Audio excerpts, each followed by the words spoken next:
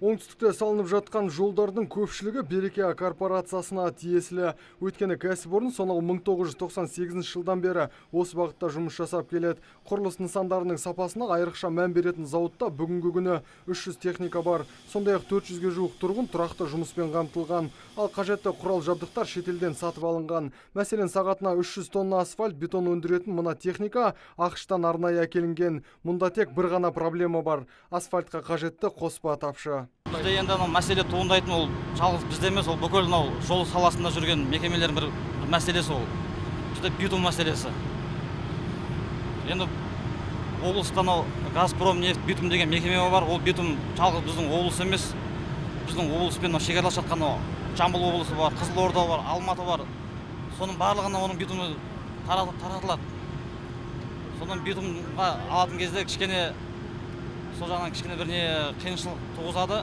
Ал мына жер асфальттың төзімділігін тексеретін зертхана. Арнайы мамандар осы құрылғылардың көмегімен жолдың аптап ыстық пен жауын шашынға шыдамдылығын анықтайды. Асфальт сынақтан сүрінбей өтсе, әрі қарай тақтайдай тегіс жолға айналады. Дайын асфальт шығардан бұрын бірінші оған құрамына подбор состава дейді, соны жасаймыз.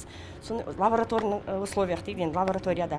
Сосын ол жерден өткеннен кейін заводқа береміз сол рецепті. Сол бойынша заводтан істелініп шығады. Ол шыққаннан бастап уже бірінші очередь температурасы, одан кейін соның құрамын кері процесс дейді, сода муфильный пештер мына жерде бар. Сомен тексеріп шығарамыз. Егер барлығы тура келсе, ары қарай уже тағы да процесстер бар. Ол 20 градусқа шыдамдылығы, 50 градусқа шыдамдылығы, 0 градусқа шыдамдылығы, соның барлығын тексереміз. Зауытта жол құрылысына қажетті материалдардың барлығы шығарылады. Ары қатыздан бастап темір қақпақтарға дейін. Дегенмен көпір құрылысына арналған бетондар ерекше сұранысқа ие. Сондықтан кәсіпорынның өнімі оңтүстіктен өзге Қызылорда, Жамбыл облыстарына сатылымға шығарылады. Облыстық жолаушылар көлігі және автомобиль жолдары басқармасы алдағы уақытта осындай кәсіпорындардың саны артса, отандық өнімдердің сапасы жақсара түседі дейді. Көріп отырсыздар, біздің облыста да бірқатар жұмыстар атқарылып отыр.